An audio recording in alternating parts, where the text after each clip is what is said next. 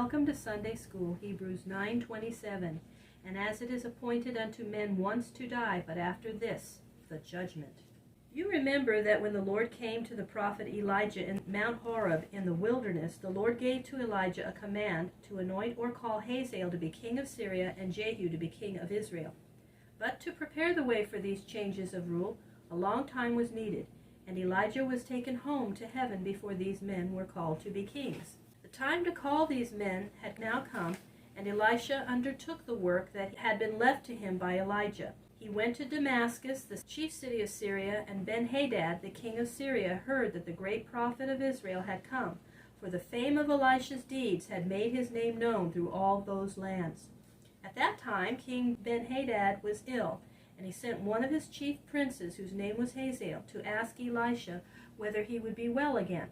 Hazael came to meet Elisha with a rich present which loaded 40 camels, and he spoke to Elisha with great respect, saying, Your son Ben-Hadad, king of Syria, has sent me to you to ask, Shall I become well again from this sickness? And Elisha said to Hazael, You may tell Ben-Hadad that he will get well. Nevertheless, the Lord has shown me that he will surely die. Then Elisha looked steadily upon Hazael's face, until Hazael felt ashamed, and Elisha wept as he looked upon him. Hazael said to him, Why does my Lord weep? I weep, said Elisha, because I know the evil that you will do to the people of Israel. You will take their castles and set them on fire. You will kill their young men, and you will destroy their children. Hazael was surprised at this and said, Am I nothing but a dog, and how can I do such great things? And Elisha answered him, The Lord has shown me that you shall be king over Syria. Then Hazael went to King Ben-Hadad and said to him, The man of God told me that you will surely be well from your sickness. And on the next day Hazael took the cover from the bed and dipped it in water and pressed it tightly over Ben-Hadad's face so that he died. And Hazael reigned in his place as king of Syria. As soon as Hazael became king, he made war upon the Israelites, and a battle was fought at Ramoth-Gilead, the same place where King Ahab had been slain more than 10 years before. In this battle, Jehoram, the king of Israel, was wounded, and he was taken to Jezreel, beside the great plain of Esdraelon, there to recover from his wounds. Ahaziah, who was at that time king of Judah, and who was nephew of Jehoram, went to Jezreel to visit him while he was ill from his wounds.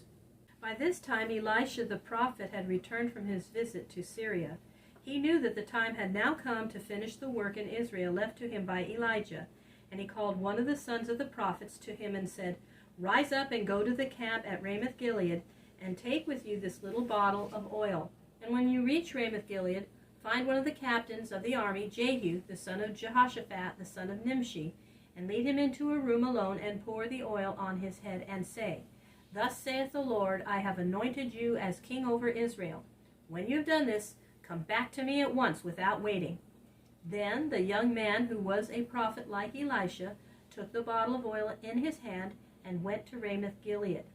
In the camp of Israel he found the captains of the army sitting together. He came suddenly among them and said, O captain, I have a dispatch for you. And Jehu, one of the captains, said to him, To which one of us is your dispatch directed? He said to Jehu, It is for you alone, O captain. Then the young prophet went with Jehu into the house, and he poured the oil on his head and said, Thus saith the Lord, the God of Israel, I have anointed you as king over my people Israel, and you shall destroy the family of Ahab, because they destroyed the prophets of the Lord. And I will make the house of Ahab like the house of Jeroboam, who made Israel to sin. And the wild dogs shall eat Jezebel in the city of Jezreel, and there shall be no one to bury her. And after he had said this, the prophet opened the door and went away as suddenly as he had come. Jehu came back to the other captains and sat down again. One of the captains said to him, Is all well? Why did this wild fellow call you out? Jehu said to him, You know the man, and you know what he said to me. No, no, they all said. Tell us what he said.